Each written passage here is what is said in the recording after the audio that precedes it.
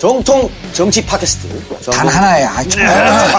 일부러 뺀 거예요. 자기 거 하니까. 왜 단 하나야? 정통 정치 팟캐스트 얼마나 많은데. 오늘까지 딱 가만히 얘기할 있어요. 때 내가 MC인데. 네. 다시 하겠습니다. 요거 짜리처럼 그대로 다 내보내요. 정통 정치 팟캐스트 정봉주의 자기 거도 있다 이거. 네, 내가 몇 개를 하는데요 지금. 전국구 시작하겠습니다. 정봉주의 전국구지만 오늘 진행은 이동영 작가인 제가 하겠습니다. 이유는 오늘 정봉주의 전국구는 전국구 스페셜 특별판으로 이명박 총정리 시간을 갖도록 하겠는데요. 이명박 전문가들이 오늘 그래서 몇 명 나와 있는데 대한민국의 또 이명박 전문가라면 남 뒤지지 않을 사람이 바로 정봉주 전 의원이기 때문에 본인이 진행이 아니고 요 진행 말고 다른 자리에서 패널을 앉겠다. 나에게 말할 기회를 좀 많이 달라. 본인이 진행한 말을 못하니까. 그래서 저를 꼬셔가지고 출연료도 꽤만큼 주면서 저를 여기 앉혔습니다. 그래서 오늘 진행은 제가 맡기로 하고요. 오늘 정의원 얼마나 하락할지 조금 이따 좀 지켜보기로 하고요. 늘 함께 해줄 패널을 소개하겠습니다. 먼저 포터블 포털 최국 변호사 나오셨습니다. 네, 안녕하세요. 아이, 반갑습니다. 낯설다 옆에 앉아있지. 100개 이상에.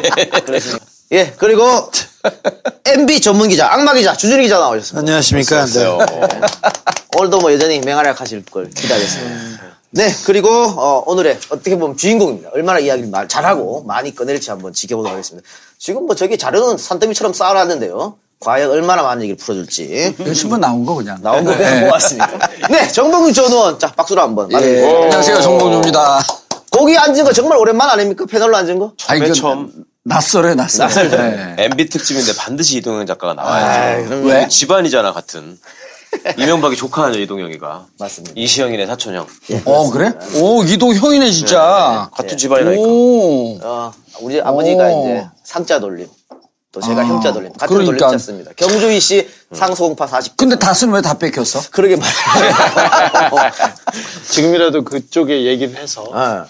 그래서 저번에 제 이름이 실시간 검색어 1위를 했더라고요. 이동영. 그러니까. 그래서 또 뭐 팟캐스트 뭐 터졌나? 그래서 깜짝 놀랐어요. 또 MB가 안가에서 이동영을 만났다더라고. 난 마포 우리 안가인가 언제 왔나? 그 최대 주주 아들인데 안가에서 물 먹고 있는 사람이 이동영이잖아요, 지금. 네. 이시영한테 밀려서. 그래서 오늘 아주 재밌게 방송이 나올지 한번 여러분 기대해 보시고요.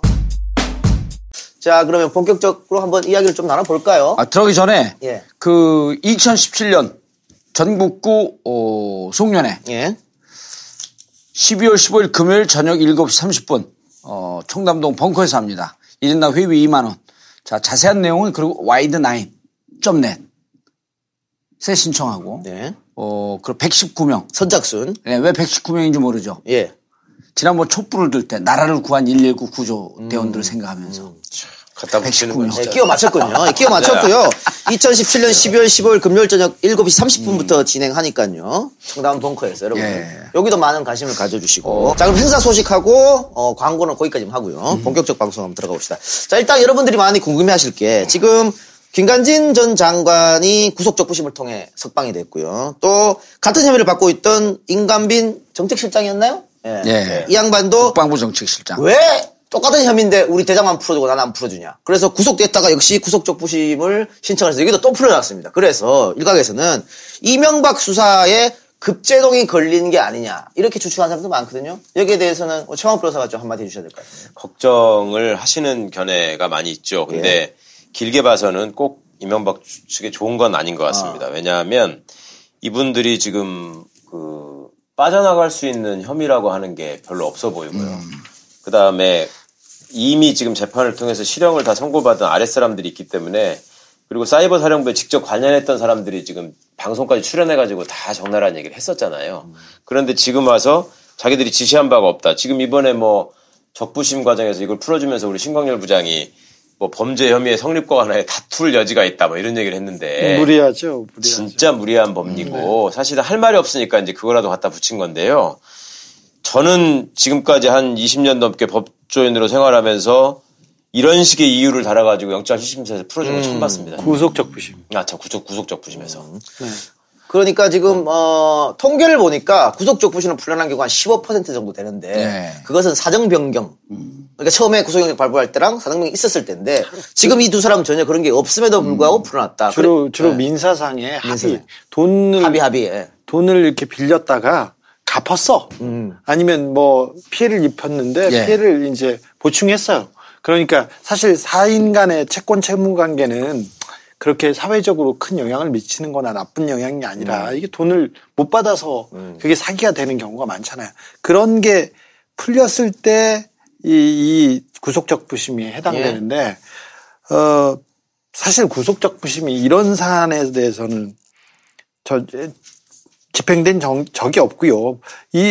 사실은 이 구속영장이 굉장히 영장실질심사 때 타이트하게 봤죠. 그래서 내밀하게 다 쳐다본 부분인데 그렇죠. 우리 아시다시피 지금 영장 판사들의 세 분이 특별히 적폐청산에 걸림돌이 된다는 비난을 받을 만큼 굉장히 엄격하게 보고 있어요. 특별히 이 부분에 대해서는. 근데 여기에서도 다툼의 여지가 없이 영장이 나왔었는데 이거를 바로 뒤엎는다는 거는 조금 말이 안 되는 것이죠. 그리고 신 부장판사가 사실은 이 영장판사한테 직접적인 영향을 미칠 수 있는 그런 위치에 있어요. 그래서 영장판사들이 어떻게 보면 직속 상관이지. 그렇죠. 가끔 그럼 했었잖아요. 영장 전담 판사를. 네, 가끔 그 얘기를 해요.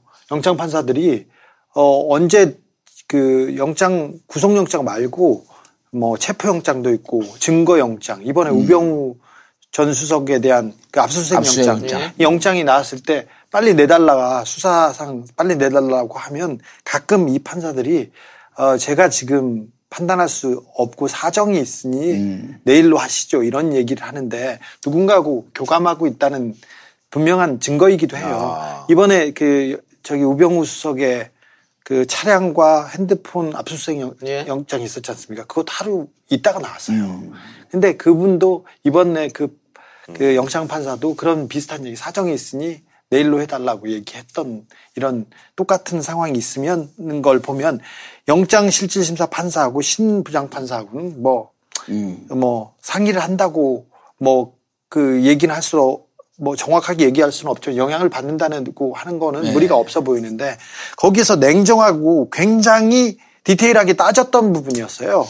그리고 영장이 나왔는데 며칠 만에 그걸 빼준다는 것은 조금 자기가 손바닥을. 최 변호사님, 이게 이제 그래갖고 그 법조 출입 기자들 얘기를 좀 들어봤더니 실질적으로 지금 영장 전담 판사가 3명 아니에요? 예. 3명인데 원칙적으로는 각 판사가 독립적인 그 사법기관 아니에요? 예.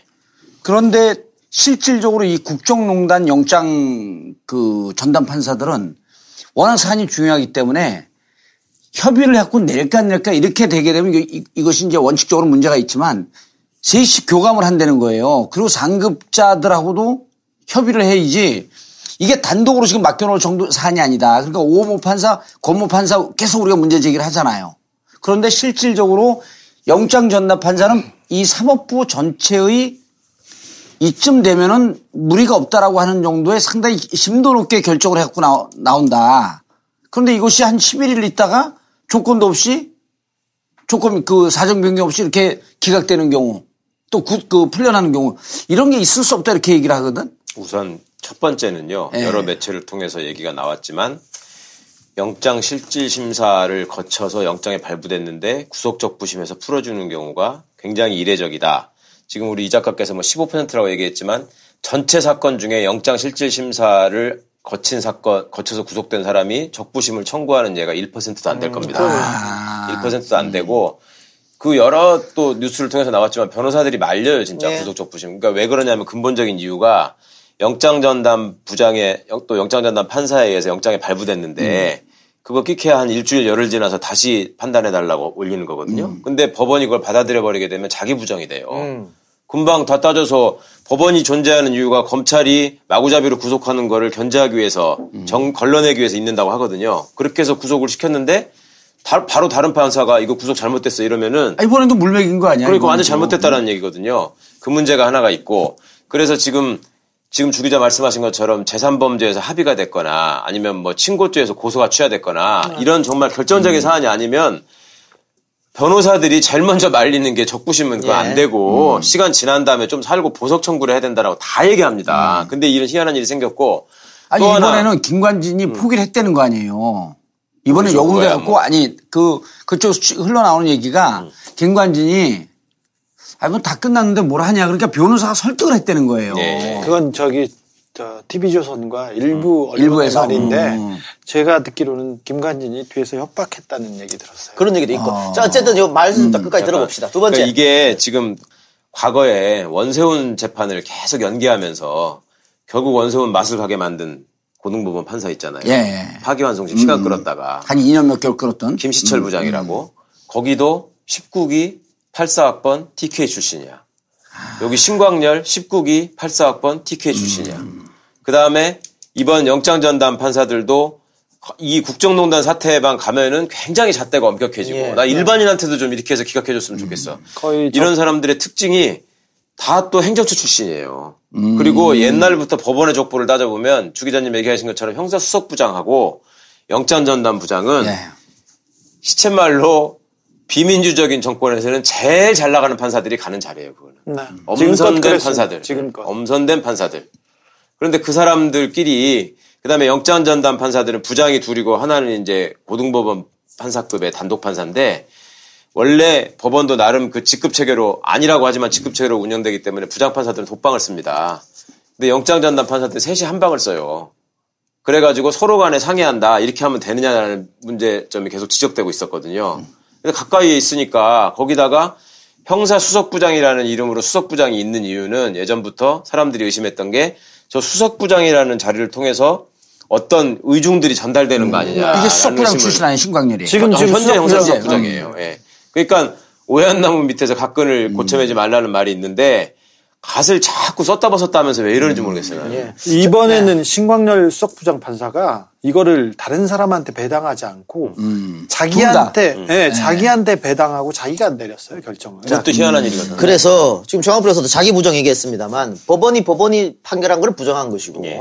판사가 판결한 걸 일주일 만에 이제 부정한 거지 않습니까? 그래서 한간에는 여기에 MB의 뭐 숨은 입김 혹은 강제성 이런 얘기가 나오거든요. 여기에 대해서 혹시 들은 적이 없습니까, 수 기자님? 김관진이 구속되자마자 네. 조중동이 일제히 사설과 기사를 쏟아내기 시작했어요. 참군인. 그리고 북한에서 제일 두려워하는 군인이라고. 냉정하게 보자고요. 자기 북한을 상대하지 않고 아니 남한에 그리고 우리 대한민국 국민들을 공격하는 군인 이런 국방부 장관을 누가 두려워해요? 이게 다 김관진이 자기가 만든 그 이미지예요. 국방부 장관이 되자마자 김관진이 한 게 뭐였냐면은 자기 방에 인민무력부장 사진을 붙여요. 예. 그리고 쟤네들 다 죽여버리겠다 막 그렇게 얘기하고 다니고 그 다음에 뭘 했냐면요. 전군 사격장에 표적으로 김일성, 김정은 이런 사람들을 붙여요. 그리고는 거기에다 사격을 하게 해요. 그리고 북한에서 한 걸 그대로 배워갖고 거꾸로 한 거네. 그리고 대북 방송 하고 그다음에 계속 그 멘트를 100배 1000배 보복하겠다고 하고 계속 과격한 멘트를 하면서 그 북한에서도 이렇게 내려왔었는데 그러면서 한편으로 뭘 했냐면 군사이버사를 동원해가지고 참군인 김관진, 불멸의 이순신 김관진 이렇게 하면서 자기 우상화를 시작해요. 이분 대권 뜻이 있던 사람이라는 거 증언하는 군인들 많아요. 진짜예요.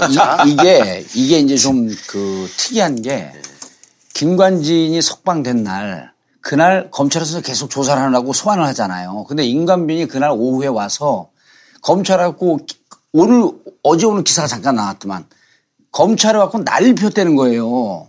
나 풀어주라고? 나 풀어주라고. 풀어주지 않으면 가만 안 있겠다. 네. 왜냐하면 내 직속 상관이 석방이 됐는데 안 그러면 구속적부심 신청하겠다.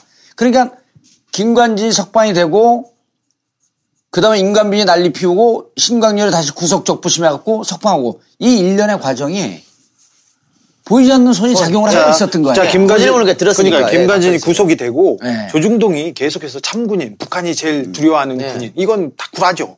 근데 그 군인 하면서 계속 사설과 얘기를 하면서 분위기를 조성합니다.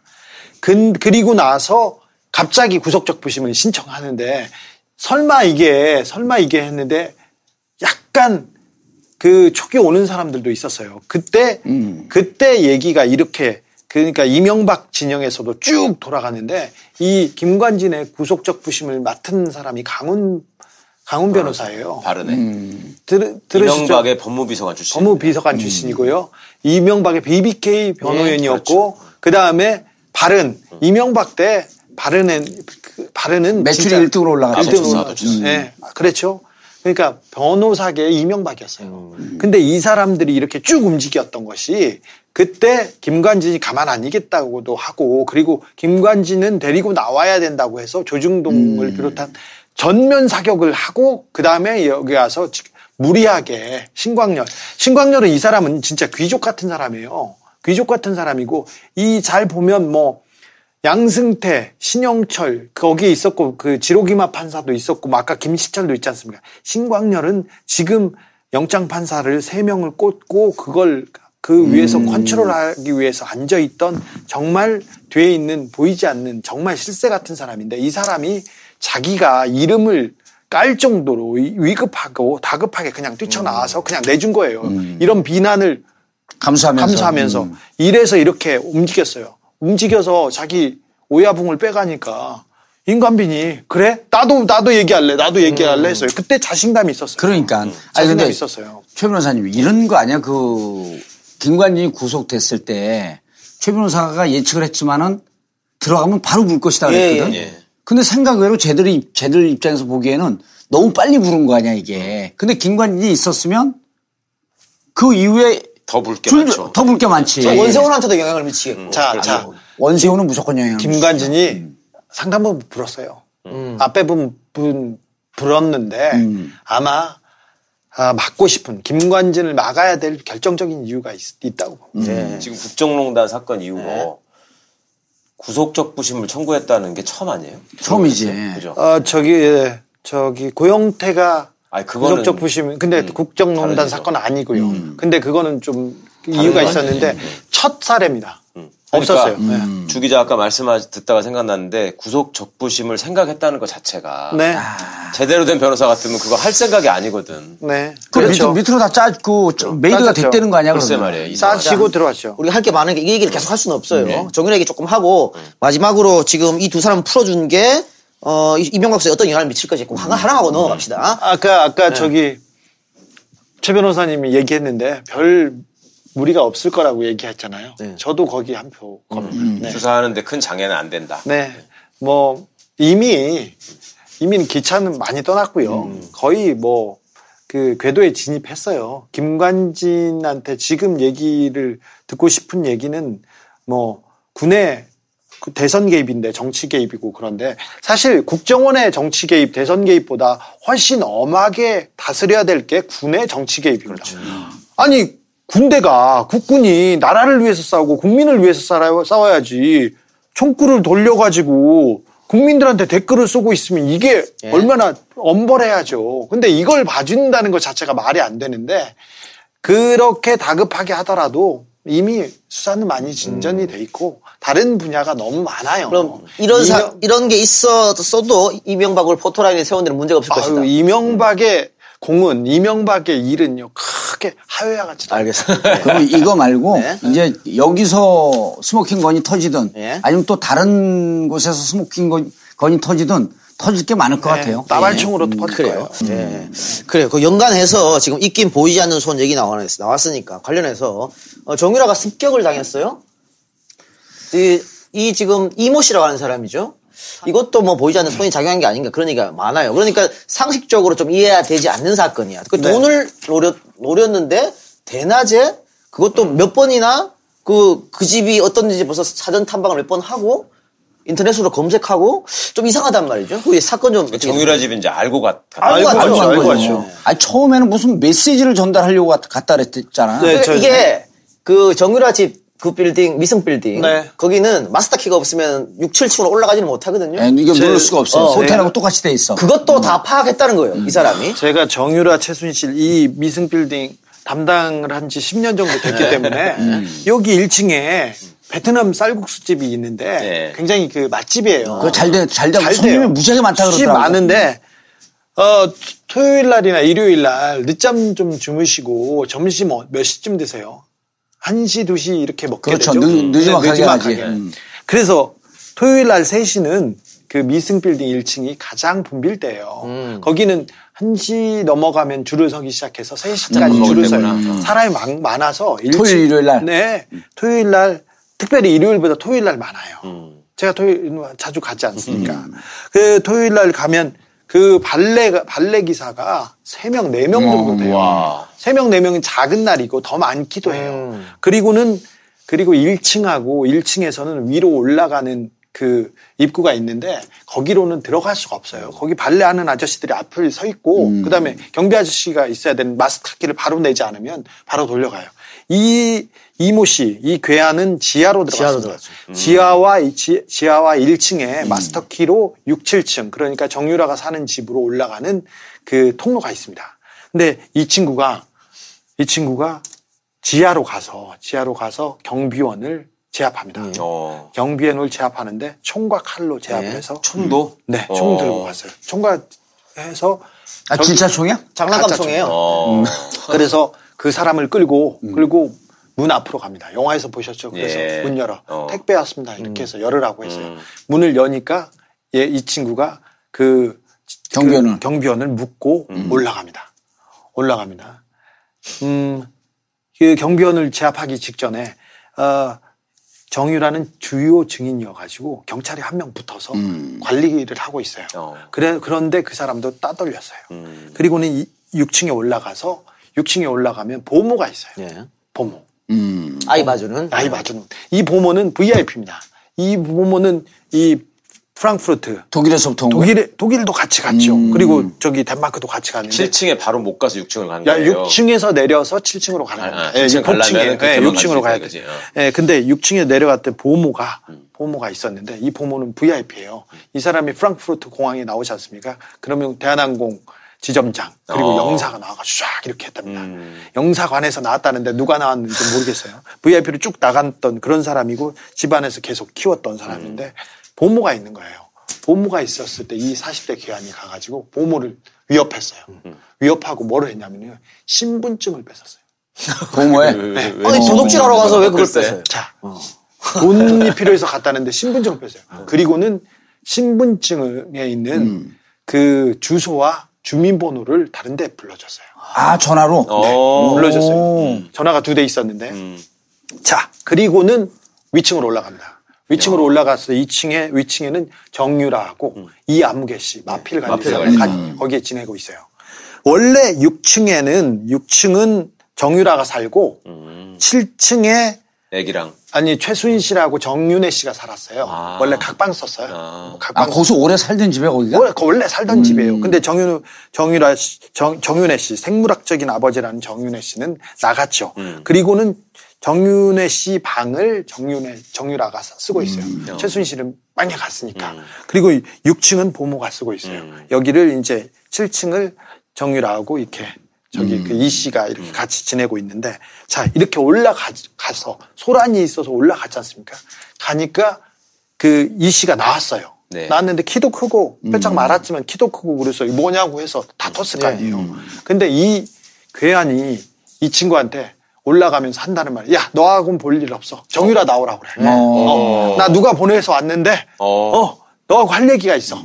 그렇게 얘기를 해요. 그러니까 누가 보내서 왔는데 그게 이제 메시지를 전달하러 왔다? 처음에 그렇게 된 거구나, 그게. 네, 그게 그건데 그러니까 지금 금전적으로 우발적으로 넘어왔다고 지금 발표했지 않습니까? 그게 카드비 때문에 왔다고? 네, 말이 안 돼요. 이것도 말이 안 되는데 그래서 자, 그 사이에 이게 엉키고 그랬는데 이 칼이라는 게 누가 그냥 가서 이렇게 찌를 수가 없어요. 조폭들 그래가지고 옛날에 조폭들 무슨 훈련 시키냐면요. 연습하잖아. 돼지찌를 칼을 보통 이렇게 갖고 찌르면 칼이 이렇게 쭉 밀려서 손이 다 나가. 손이 다 나가. 그리고 이거 못 찔러요. 찔러보자. 돼지 찌르고도 느낌 조폭 하려고 맘 먹고 나온 애들도 돼지 찌르고도 옆에 가서 울고 소주 먹고 막 그래요. 네, 많이 봤어. 지금 이 괴한은 전과도 없다 그러더라고요. 전과도 없어요. 그런데 다투는데 얘를 잘 찔렀어요. 한 번에. 확 찔렀어요. 근데 조금만 빗나갔으면 심장을 찔릴 만큼 하고 피도 많이 나오고 굉장히 위독했어요. 위독한 사이에 정유라가 이제 방 문을 닫고 문을 버티면서 전화를 했죠. 검찰에 전화를 해가지고 신고를 했죠. 그래서 달려왔는데 이 친구가 지금 이렇게 벌인 일이 우발적으로 보기에는 너무 말이 안 되잖아요. 근데 저는 더 이상한 게 뭐냐면요. 사건이 일어나자마자 속보가 바로 떴는데 우발적 범행. 예. 그리고 두 번째로는 생명 지장 없어. 그래가지고 금전 거래로 금전 거래가 아니라 금전 관계가 있었다고 그랬죠. 금전 관계를 있었다. 그리고 그다음에 돈을 받기 위해서 법규에서 강도짓 이렇게 나왔는데 이걸로 보기에는 너무 이상해요. 그 개한 이모 씨도 처음에는 금전 관계가 있었다고 하다가 나중에는 카드 빚으로 카드 빚 때문에 말 진술을 계속 바꾸고 있어요. 그러니까 금전 관계가 있다고 할 때는 정유라하고 관계가 있다는 얘기죠. 그렇죠. 취지가. 아니, 그러니까 처음부터는 그리고 제일 처음에는 무슨 메시지를 전달하러 갔다라고 하는 게 처음에 나왔다가 그다음 금전 관계가 있다. 그다음 카드비 이렇게 그 말이 계속 바뀐 거지. 말이 바뀌어요. 근데 제가 보기에는 아니 근데 주 기자 궁금한 게 기자들이 취재가 된 거야 그게 기사 쓸 때 누군가가 브리핑을 해줬을 거 아니야. 이만큼 취재는 안 되지. 아니 그게 아니라 얘기가 뭐냐면 이게 여기에 들어와 갖고 누군가가 긴급하게 풀을 해준 누군가가 있지 않았을 거냐 이거야. 뭐에 대해서 그렇죠. 그러니까 이게 요 상황에 대해서 이렇게 이마저마 됐습니다라고 하는 게 이제 우리가 보이지 않는 손이라고 하는데 이 내부에 기득권 세력이라고 하는 애들이 어디서 누가 뿌락친지 모르는 거거든 지금. 그런데 하자마자 너무 일사불란하게 풀이 금방 된 거야. 그래서 경찰이 너무 빨리 움직였어요. 그러니까. 그래서 검찰에서 야 언론 플레이 하지 말라고. 그렇지 이상하더라고. 네. 스톱하라고 지시를 내렸어요. 그러더라도 계속 우발적 이렇게 나갔는데 아까 김관진 석방 전에 언론 플레이하고 뒤 분위기 잡은 거하고 이것도 저는 그냥 넘어갈 수만은 없다고 보입니다. 그러니까 이 사건이 일어나고 이게 보도가 되고 장시호가 재판정에 증인으로 출석해서 나도 신변의 위협을 느낀다. 증언을 할 수 없다. 이렇게 안 나왔죠. 그러니까 이렇게 되니까 진짜 뭔가 보이지 않는 손이 움직여가지고 설사 정유라의 목숨을 빼는 거 이런 건 아니어도 증언할 때 위협을 줄 수 있겠네. 아니 이미 충분히 아니 지금 이 재판이 끝난 게 아니라 진행 중이기 때문에 지금 이미 충분히 좋은 신호는 던진 거 아닙니까? 어떻게 보면 위협하는 거. 까불면 칼 맞는다 이거잖아요. 그렇죠. 지금. 정유라는 아시다시피 이재용과 박근혜 재판의 가장 중요한 증인입니다. 그렇죠. 증거 자체입니다. 뇌물의 증거 자체인데 이 정유라 씨가 그 진술을 좀 불리하게 이재용과 박근혜와 최순실에게 불리한 증언을 함으로써 지난 1심에서 이재용이 유죄를 받는데 결정적인 근거가 되기도 했지 않습니까? 지금 12월 1월에 지금 이재용의 2심이 들어가죠. 2심이 있습니다. 이것도 좀 걱정이 되는데 정영식 부장판사 굉장히 걱정됩니다. 매일 장시간 녹음, 녹화, 생방송, 그리고 술자리, 운동할 시간이 부족해요. 그래서 요즘 하루 하나씩 챙겨 먹는 게 있습니다. 하루 약 400kcal의 기초대사량을 증가시켜줍니다. 하루 하나, 칼로몬 잔티젠 다이어트. 자, 김관진이 석방됐잖아요. 그 다음에 임관빈이 석방됐단 말이야. 정유라 사건이 터졌지.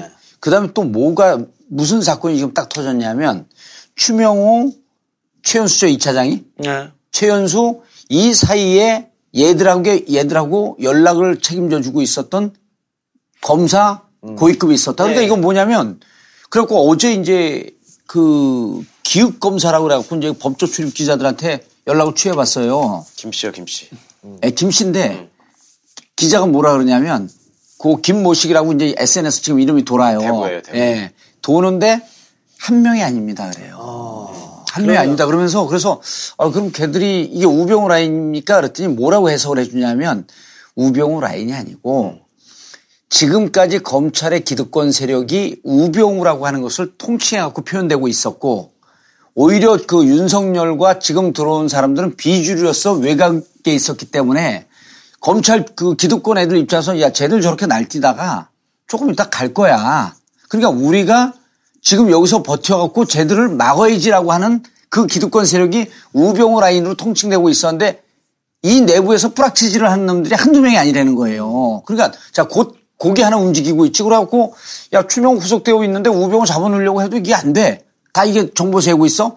김관진 안 들어갔어. 나왔어. 임관빈 나왔어. 정유라 사건이 있어. 그러니까 정유라 사건에 관련해서 최순실, 박근혜, 삼성 이쪽 갖고 누가 지원을 하겠어 이렇게 되면. 그러니까 그래서 이런 일련의 그 상황이 하나의 궤로 움직여가는 것 같더라고요. 이런 방금 그 정 의원이 해준 일련의 봉도사. 사건들. 정 의원은 없어졌어. 정전 의원, 봉도사가 얘기해준 이런 일련의 사건 플러스 지금 전 용산경찰서장 소환조사 또 거부하고 그랬지 않습니까? 이 모든 게 다 MB 측의 마지막 발악이다. 이렇게 해석하면 돼요? 저는 뭐 그 교두보를 진지를 구축하고 이제 본격적으로 싸우기 시작했다는 그런 신호로, 반격이. 네, 신호로 보입니다. 여기에 하나 덧붙이면 국정원 정치호 변호사 자살 사건. 네. 자살이 아닐 가능성이 굉장히 큰데요. 이런 일련의 사건이 마지막 발악이라고 봐야 되나요? 이명박을 비롯한 적폐 세력들이 그 진지를 구축하고 이제는 뭐라고 해야 되나 공식적으로 싸우기 시작했다고 이렇게 보입니다, 저는. 아니, 지난번에 그 주기자하고 비슷하게 생긴 기자가 하나 와갖고 정치호 변호사가 죽었는데 바늘이 발견됐다는 거예요. 주사 바늘이 여기하고 좀 비슷하게 생겼던데요. 그것도 다 제가 얘기한 거야. 당신 아니야. 아니, 비슷하게 생긴 누군가 그걸 있었어. 내가 제일 먼저 봤는데 가족들이랑 바늘이 있었는데 그래갖고 이번에 변호인들이 10가지 의문을 제기했잖아요. 타살이다. 네. 그리고 죽은 상황이 자살이라고 했는데 죽은 상황이 지난번 해킹 프로그램 때 국정원 직원 죽은 상황과 마티즈 자살 사건하고 마티즈 자살 똑같아요. 사건하고 그때도 번개탄 피워놓고 자살했다는 거 아니에요. 그리고 119가 들어가갖고 바로 그 자기들 무전기를 쓰지 않고 핸드폰으로 그 망을 막으면서 썼던 거. 그러니까 이번에도 10가지 그 의혹상을 제기했잖아요. 그런 걸 보면은 거기도 무언가 거대한 손이 작용하고 있는 것 같아. 그걸 봤어요? 10가지 의혹상 다? 네, 봤는데 예. 모르겠습니다. 뭐 큰 그림으로 그리다 보면 어디까지 이빨이 맞을지는 모르겠는데 저는 일단 이명박이 모든 걸 컨트롤하는 상황은 아닌 것 그런 건 아닌 것 같고 같아요. 이명박을 대표로 하는 소위 구악 세력이 기득권 세력들. 이대로 당할 수 없다라는 네. 거를 이제 하면서 움직이고 있다는 말이잖아요. 예, 예. 그거는 충분히 가능성이 있는 것 같고 문제는 이 괴한 이 씨라는 네. 사람이 이제 얼만큼 얘기를 하느냐 어디까지 조사가 되느냐가 중요할 텐데 네. 진짜 그 검찰에서 왜 쟤들한테 연락해주고 이러면서 움직였던 애들이 한 명이 아니다라는 얘기는 제가 여기서 처음 듣는데 그렇다면 진짜 심각한 문제죠. 네, 뭐. 근데 오늘 경찰 발표를 보니까 벌써 선을 그었어요. 정치적 사건은 아닌 것 같다. 정치적 목적은 없었던 것 같다. 이렇게 선을 그어버렸으니까. 그 괴한에 대해서. 걔네에 대해서. 예. 그래서 그 친구가 경찰에게 뭐 다른 얘기는 하지 않을 것 같고요. 이분 분명히 담을 것 같고. 그렇다 그러면은 따로 밝히기 어렵는 거 아닙니까? 밝히기 어렵겠죠. 그리고, 여기 김 묻은 거 아니야, 얼굴에? 어디로 갔어? 강남서예요. 볼펜 잡고. 어디요? 네, 닦았어요. 다 닦았어요. 괜찮아. 다 닦였어. 닦였어요. 괜찮아요. 네. 그래, 어쨌든 이런저런 게 있습니다만 대세는 거스를 수 없다. 이렇게 우리가 조금 긍정적으로 바라보면 됩니까? 최 변호사님? 그렇죠. 예. 말씀 아까 주진우 기자가 해주신 것처럼 너무 많은 게 나왔고 그리고 이게 이제 큰 틀에서 흔들려 버리면 그 전까지 눈치를 보던 사람들이 자꾸 증언을 하고 제보를 하기 시작하거든요. 그렇게 되면 이 부분을 뭐 짜맞추는 건, 그러니까 그 범죄 혐의를 확인하는 건 어렵지 않을 것 같고요. 네. 이미 문제는 많이 튀어나오고 이 있습니다. 댓글 뭐 이런 거는 사실은 작은 거잖아. 이명박 씨가 지금. 아니, 각하가 어느 분인데 댓글로 잡을 수 있나요? 알겠습니다. 근데 언론사 보니까 여기 그 시사인은 어떤지 모르겠는데 지금 이제 이 기사를 계속 많이 쏟아내는 데가 한겨레 아니에요? 예. 제보가 무지막지하게 들어와요. 당연히 그러겠죠. 무지막지하게 들어오는데 그러니까 이제 하도 많이 들어오니까 무슨 의심까지 하냐면 너무 딱 떨어지는 제보들이 들어오잖아요. 그런 게 많이 들어와 있어 지금. 추정하는데 역정부일까 우려가 되니까 바로 못 나서는 거야. 이제 그게 그런 데서 몇 가지가 결정력 꼭지가 따지겠더라고. 검찰에도 많이 오고. 네. 어쨌든 그건 조금 두고 보기로 하고요. 자, 그러면 다스 얘기를 한번 가볼까요? 이 다스 실소유주 문제는 뭐 증언이 지금 너무 많이 쏟아져 가지고 여기에 대해서 이거 다 여기서 한 거 아니에요? 그러니까 이명박이 뭐 도망갈 길은 없는 것 같은데 특히 또 120억 그 다스 비자금 문제. 네. 검찰이 굉장히 많은 수사를 했을 거라고 봅니다만 네. 그 공소시효가 이제 3개월밖에 안 남았다 이런 얘기가 있더라고요. 뭐 근데 공소시효가 남아 있다고 하더라도 비자금이 워낙 많으세요. 그 120억 비자금 그 얘기는 그때 이제 제가 이제 계좌를 비자금 계좌를 해서 특검이 끝나고 이제 다스로 이렇게 송금한 그 120억 한 덩어리고 120억 한 덩어리가 있고 100억 원짜리가 한 덩어리가 있고 또 100억 원짜리가 또 있어요. 스페어가 한 덩어리 있고 그다음에 또 이명박 대통령의 비자금 중에 내곡동 사저를 살 때 이시영 씨가 그러니까 이명박 대통령의 아들이 이시영 씨가 협상에서 내곡동 있는 돈 받아왔다는 네. 돈. 내곡동 땅을 살 때 뭐 이시영 씨는 작은 돈을 내고 그리고 청와대에서 큰 돈을 내서 국고 손실을 했죠. 그렇죠. 이거 국고 손실 큰 죄입니다.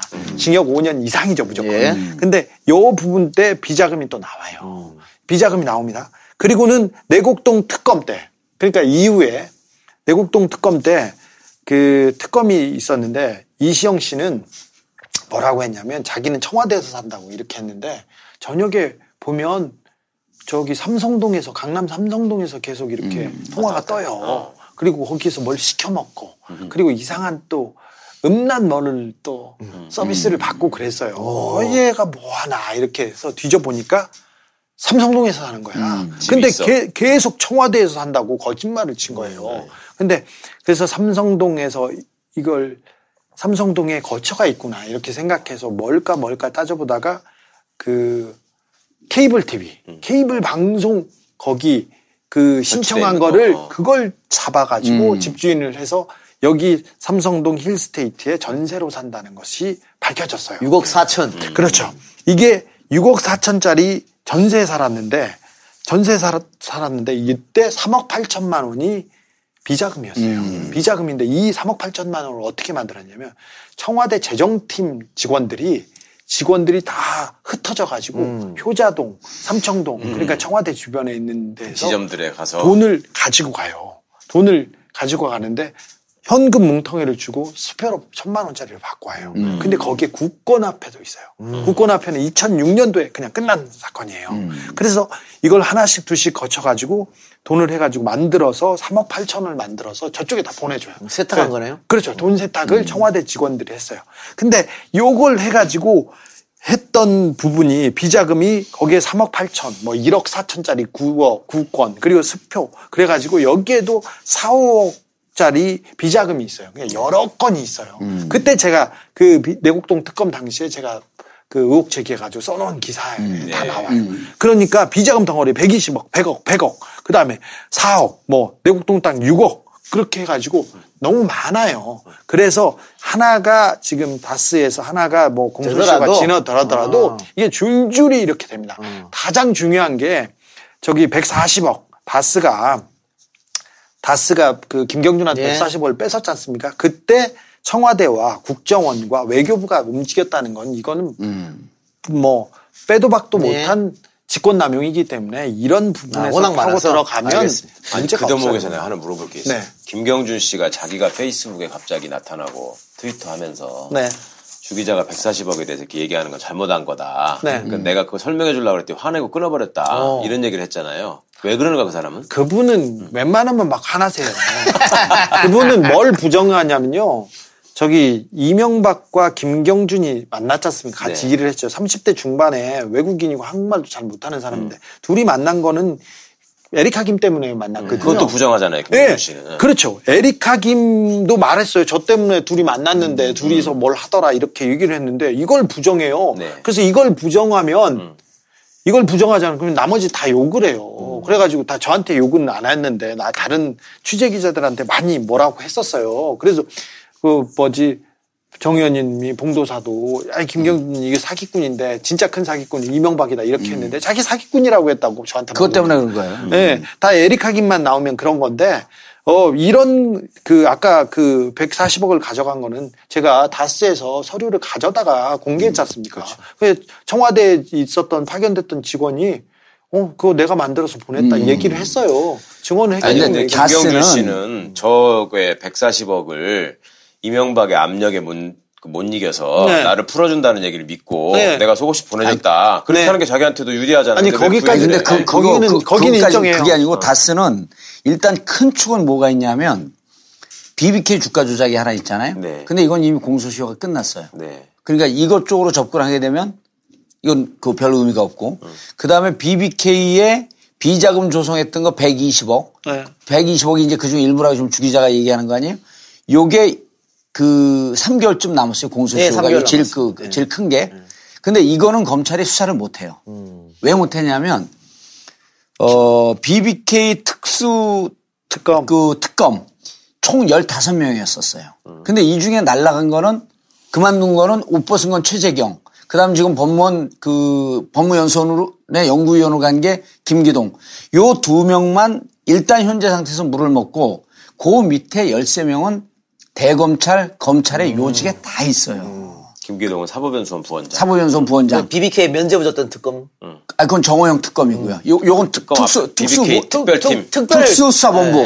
그게 있었는데 그게 15명이고 그쪽에서 나를 원래 나는 공안사범인데 그쪽에서 나를 수사해갖고 이제 감옥에 넣은 거거든요. 저희 감옥 넣고 저한테 소송하고. 그리고 요게 13명이 현재 검찰과 대검찰, 검찰 여기 요직에 다 박혀 있어요. 그러려면 이 120억 BBK하고 120억 비자금을 수사하려면 이때 당시 특별수사본부에 소속되어 있고 파견 나가 있었던 검사들 13명을 쳐내야 되는데 윤석열 지검장이 하기엔 이게 지금 역부족이에요. 자, 그래서 140억을 던져놨어요. 예, 그래서 요게 있고, 그 다음에 이제 140억이 주 기자가 이제 그 증거를 찾은 게 140억은 청와대와 외교부, 검찰, 국정원이 묶여갖고 140억을 스위스 계좌에서 받은 거 아니에요? 이거는 직무유기, 직권남용 이런 게 다 걸려있기 때문에 이건 지금 유효해요. 그리고 이거는 공소시효도 2011년 건이기 때문에 공소시효도 앞으로 한 4, 5년이 남아있어. 그러니까 요 140억이 걸리는데 이게 이제 처음에 요게 스모킹 건이라고 봤는데 어쨌든 이게 살아있고 140억을 왜 줬냐. 140억을 돌려주는 3가지가 있어요. 처음에 일단 본인을 돌려준다라고 하는데 그 전에 2009년에 법을 바꿔갖고 그러니까 그거 잘 알잖아요. 형을. 환영유치부터 먼저 살리는 거? 예, 그러니까 벌금 먼저 살리고 그 다음에 나머지 형 8년짜리 형을 나중에 살리게끔 이걸 바꿔주는 거. 그거를 해주겠다고 약속을 했고 그 다음에 외국인 송환. 외국인 송환에 관한 것을 그전에 무척 복잡해요. 근데 법을 개정하면서 한 8개 종류를 빼버려. 그래갖고 법무부 차관이 결정하면 바로 내보낼 수 있게. 그럼 김경준 여기 속은 거지. 그 다음 2번째 뭐가 있냐면 지 누나 에리카 김. 수배거든요. 그래갖고 강제 송환한다 그러니까 김경주 화들짝 놀라갖고 그 전에 편지를 쓰잖아요. 2010년에. 그래서 6월에 들어오기로 하고 그걸 누구한테 편지 쓰냐면 김기동 검사한테 편지 써요. 감사합니다. 그걸 찾아낸 거 아니에요. 주 기자가. 감사합니다. 그럼 누나는 언제쯤 들어오게끔 하겠습니다. 해서 누나 푸는 문제 하나 있고 결정적인 게 뭐가 있냐면 김경준이가 지금 알거지 됐다 그러잖아요. 김경준이 알거지 된 게 아니고 그렇잖아요. 김경준이 LA에 숨겨놓은 재산이 약 한 300억에서 500억 정도 추정되는 재산을 누가 알고 있냐면 MB가 알고 있는 거예요. 그래서 마지막 바터 이게 지금 노출이 되지 않고 있는데 이게 주 기자가 못 찾으면 못 찾는 거예요. 이거는. 노출이 되지 않고 있는데 결정적인 거는 네 재산 이것을 킵하고 보존시켜주는 조건으로 140억을 받은 거예요. 헌집 줄게 새집 다오야. 그래서 이게 결정적인데 이거를 2007년도에 우리도 재판 진행되고 2010년 이때까지도 이 재산을 김경준이 숨겨놓은 재산을 찾으려고 LA의 변호사들한테 연락해 보니까 분명히 이 재산인데 옵셔널 벤처스에서 이 재산을 찾으려고 근데 이걸 누가 알고 있냐면 MB는 정확하게 알고 있다는 거예요. 그래서 140억의 파트는 그때 우리가 낙홈스에서도 이 얘기를 얼핏 했어요. 140억 돌려준 거는 김경준 자기 재산 300억에서 500억 정도를 지키려고 빠트한 거다. 근데 이거는 찾아내기 힘들지. 아직까지는 좀 진전이 없습니다. 그런데 그래서 김경준 씨가 이걸 140억 주고 얘기를 다 할 수 없는 상황. 할 수 없는 게 공연 계약서. 자, 그럼 정리합시다. 아까 봉도사가 얘기한 것처럼 120억 다스 비자금은 공소시효도 3개월밖에 안 남았고 검찰이 이걸 수사하려면 또 자기 부정을 해서 13명을 쳐야 되니까 어렵다. 그런데 주 기자가 취재한 140억은 뭐 다 정리해서 갖다 준 거기 때문에 그건 밥상 차려준 거지. 검찰이 의지만 있으면 할 수 있는 거고. 네, 바로 될 겁니다. 그다음에 이시영 전세자금 2억 4천하고 내곡동 사저 구입비 이것도 조사를 하고 있습니까 검찰이? 아니 이제 해야죠. 아직 들어가진 않았습니다. 그건 하지 말라는 몇 푼 되지 아니 몇 푼. 연락해. 그리고 아까 다스 얘기를 더 하자면 거기 어디까지 할지는 모르겠지만 다스 주변에 있는 회사들이 다스에 크게 납품하거나 다스 계열사로 보이는 회사들 있지 않습니까? 다 이시영한테 다 넘어갔어요. 그리고 중국에 있는 회사들이 다 이시영 명의로 바뀌었다고 했잖아요. 해외에 있는 미국에 있는 법인부터 해서 다 이시영한테 다 넘어갔어요. 그 돈 거래를 밝히면요. 돈 거래를 조금만 들여다보면 그 외국한 거래법에 걸리고요. 그리고 그다음에 탈세에 무조건 걸려요. 그래서 다스는 수사를 시작하지 않습니까? 그렇죠. 시작하면 끝나요. 요 얘기는 요 얘기가 무척 중요한 얘기예요. 왜 그러냐면 다스는 지금 2조 7천억이라 그러잖아요. 올해 매출 예상이. 2조 7천억인데 이시영이가 지분 1도 없잖아요. 1도 없는데 다스하고 그 관계하고 있는 그러니까 다스가 현대 기아차로부터 물품을 받으면 그걸 자기들이 직접 생산하지 않고 다스 계열사 하청이라고 하면 안 돼. 그 협력업체예요. 그래갖고 이게 왜 그 협력업체냐면 다스 본사가 이 관계 협력업체한테 지분이 1도 없어요. 그러니까 독립업체들이야. 그 4개가 있습니다. 예. 중요한 게 4개가 있는데 이 4개의 회사의 대주주 대지분은 누가 갖고 있냐면 이시영이가 다 갖고 있어요. 네 회사를. 그 4회사를 S1이 있고 다원이 있고 SB 글로벌 로지스라고 하는 게 있고 근데 이게 SM이라고 하는 대로 전체 물량을 모으고 있어요. 전체 물량을. 그래서 요 SM의 전체 물량을 모으는데 작년인가 재작년에 무슨 일이 있었냐면 SM은 1억짜리 회사예요. 1억짜리 자본금 1억짜리 회사. 1억짜리 회사가 자본금 400억짜리를 M&A에서 먹어버려요. 예. 100만 원에. 1억짜리 회사가 400억짜리 회사를 먹어. 근데 이 1억짜리 회사는 이시영의 지분이 75%예요. 그리고 이시영 사촌형인가 또 25%니까 100% 이시영 회사야. 그러니까 여기서 요 SM을 중심으로 해갖고 나머지 3개 회사를 지금 먹는 과정이 있어요. 그러니까 요 과정에 주 기자가 얘기했던 탈세, 외국한 이런 등등의 문제가 다 걸려 있는 거예요. 이게 막 국내로 왔다 갔다 하거든. 그래서 요쪽으로 모은 다음에 그 다음에 과정이 뭐냐면 이게 만약 국정농단이 없었으면 지금 순탄하게 착착 진행되고 있는 게 뭐냐면 이 SM을 키워서 SM과 다스가 합병을 하는 거예요. 제일모직과 삼성이 합병하는 거예요. 네. 그러니까 에버랜드 여긴 다 비상장이거든. 비상장인데 이게 옛날에 에버랜드 있잖아요. 에버랜드를 키워서 결국은 그걸 통해서 이재용의 승계를 제일모직과 삼성물산 합병하는 과정까지. 그래서 SM이라고 하는 회사를 검찰이 주목하게 되면 여기에 또 어마어마한 불법들이 나오는 거죠. 2011년에 김재정 씨가 그러니까 다스의 최대 주주 김재정 씨가 돌아가셨어요. 이때부터 이제 이 기획이 시작이 되는 거예요. 돌아가셔가지고 너무 이게 상속이 차명 회사였는데 차명으로 준 사람이 죽어버려가지고 지분 관계가 너무 복잡해지니까 가족들끼리 모여서 이명박 주변에서 이명박과 다스 관계자들 모여가지고 도저히 안 되니까 그냥 양심선언 하자는 얘기가 있었대요. 양심선언 하자고. 우리 거다. 안 돼. 그러니까 이거 도대체 이게 돌려줄 방법이 없다고. 그래서 청와대 국세청 애들 다 불러다가 들어보고 그래도 아직 힘이 있을 때 하자고 해서 그 승계 작업을 이런 식으로 짰죠. 이런 식으로 짰는데 국정농단 사건과 그 탄핵 이것까지는 생각을 못했어요. 그러니까 그때 김재정 씨가 죽으면서 그 지분이 부인한테 다 갔잖아요. 그리고 20%는 그 기재부에 뺏겼고. 그래갖고 지금 세금이죠. 권모 씨가 갖고 있는 게 25%인데 거기가 지금 그 MB하고 관계를 끊었잖아요. 그래요. 그렇진 않아요. 안 끊었어요. 근데 25%가 이 사람 지분으로 넘어갔는데 그러니까 이때부터 고민이 이상은 씨가 나이가 많잖아. 처남이 사고 나갖고 이렇게 됐는데 이상은 씨가 세상을 떠나면 이제는 다스는 허공에 날아가는 거예요. 그래서 그때부터 지금 승계 작업을 한 게 이거예요. 승계 작업을 해갖고 지금 6년 동안 한 게 계열사를 키워놓고 계열사를 하나로 모으는 와중에 국정농단이 딱 터진 거예요. 그리고 이제 이명박 프로젝트가 시작된 거죠. 그래서 지금 중간에 범행 과정의 중간에 걸린 거예요. 그래서 이러지도 못하고 저러지도 못했어요. 그래서 요거 진행될 때 이제 중국에 있는 8개 계열회사 중에 4개의 사장을 이시영으로 해놓고 이건 그것과 별개로 협력회사든 따로 진행이 되면서 지분을 정리해줘야 되거든. 그러니까 다스 지분이 10% 정도만 이시영한테 넘어가면 돼요. 한 10%쯤이면. 나머지 이제 권씨도 있고 다 우호 지분이니까. 그런데 이걸 하다가 딱 걸려버린 거야. 이 프로젝트가 가동되기 시작하면서 이동영이가 맛이 가는 거잖아요. 계속 이렇게 자리를 밀려. 그러니까 여기까지 온 거 아니야. 그렇죠. 그러니까 하여튼 지금 MB 전문가들하고 얘기하는 게 너무 재밌게 진행되는데 이렇게 할 거면 날 왜 불렀어요? 자기들끼리 얘기하지. 이 얘기하라고 또 불렀어요. 얘기하라고? 그 얘기하라고 부른 거야. 이동경이가 있어야지. 얘기하려고? 그래요. 자, 근데 원초적으로 궁금한 거. 예. 봉도사가 감옥 간 게 BBK는 MB 소유다. 이것 때문에 감옥 간 거예요? 그렇죠. 결론은 그거죠. 예, 결론 자, 거죠. 그러면 다스가 MB 소유있게 확인되면은 BBK도 MB 소유가 그렇게 되는 건가요? 되는 거죠. 이게 끝나는 거죠. 연결고리가? 그건 끝나는 거지. 그러면 다스가 MB 소유가 되면 MB가 박살나는 이유가 뭐예요? 다스가 MB. 거기서 박살이 안 나죠. 거기서 이제 2007년도에 사기를 친 거지. 그러니까.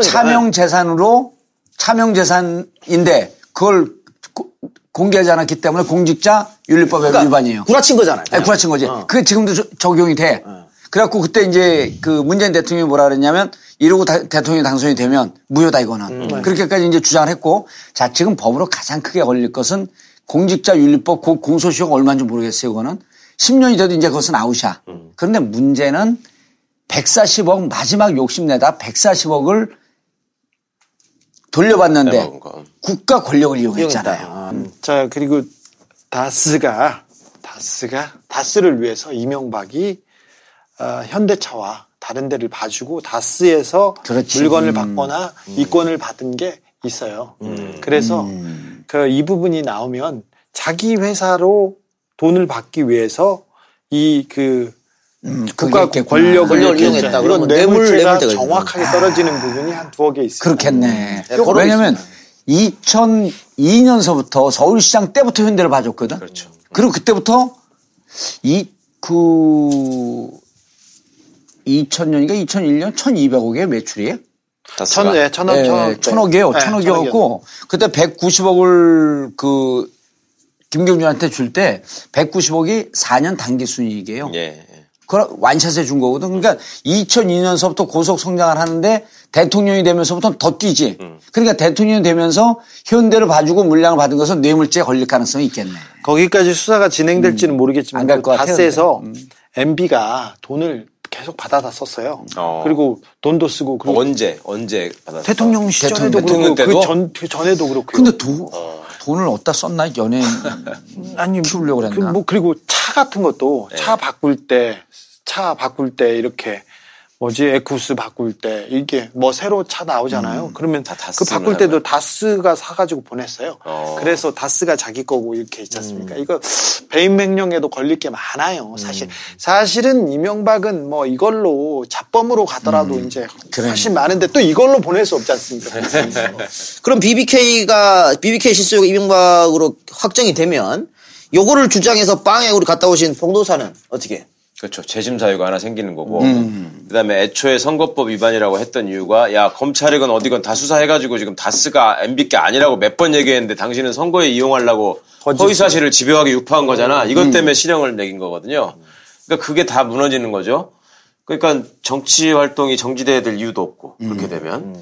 그다음에 이명박이 언제쯤 포토라인에 쓰냐 이거를 주 기자한테도 집요하게 물어보시고 그것 때문에 저한테 여파가 미쳐가지고 주 기자 말이 맞냐 내가 이 얘기 많이 들었는데 누가 그렇게 물어봐? 본인이지 누구예요? 좀 말문이 막히네. 하도 어이가 없어가지고. 의원님은 좀 가만히 좀 계세요.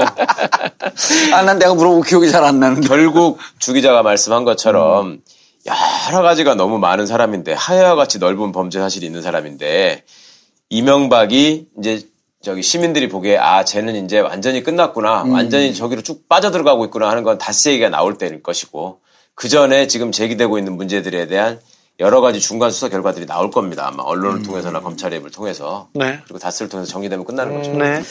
자, 우리 한참 얘기를 나누고 있는 도중에 시간을 보니까 지금 1부를 마칠 시간이 다 됐어요. 이제 하나만 더 해봅시다. 하나만 좀 더 해보는데 아까 잠깐 이야기 나왔습니다.만 김관진이 들어가서 처음에 많이 불었잖아요. 많이 불물어서 이 사건은 MB를 두 축으로 잡을 수 있는 건데 하나는 김관진이고 하나는 원세훈이고 근데 원세훈이 지금까지 입을 다물고 있단 말이죠.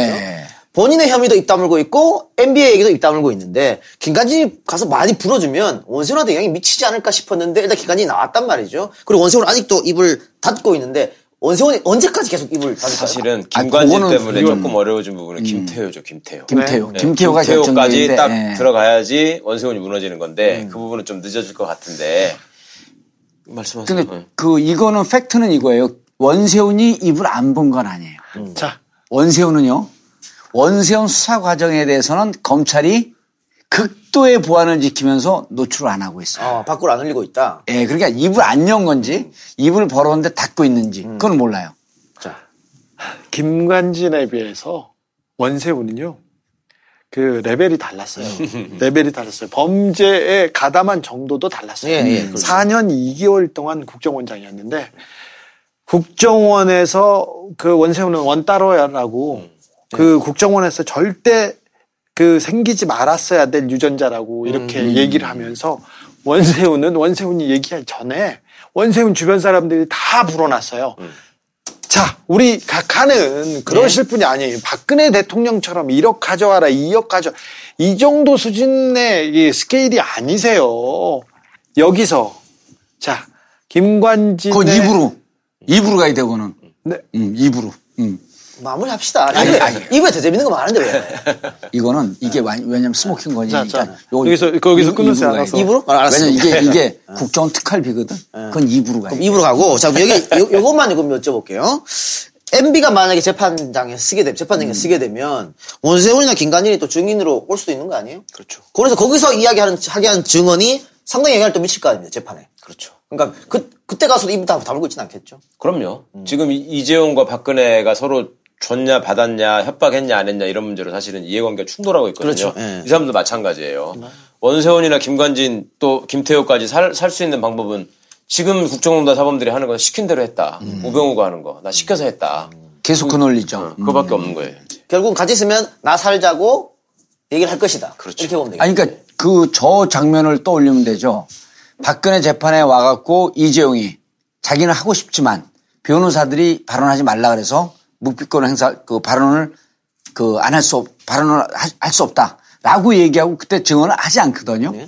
요 정도쯤 가는데 그럼 어떻게 됩니까?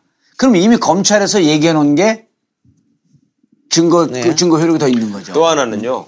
이런 권력형 조직범죄의 특징은 전부 다 발설을 안 하고 입을 다무는 경우는 다물었을 때 자기를 보호해 줄 힘이 존재하는 경우만 가능하죠. 근데 이명박이 들어가서 법정에 서버리면 이 사람들 입장에서는 이명박에 기댈 수도 없고 박근혜한테 기댈 수도 없는 상황이 되는 거예요. 이미 엄청나게 많이 얘기해놨어요. 엄청나게 알았어. 2부에서. 네.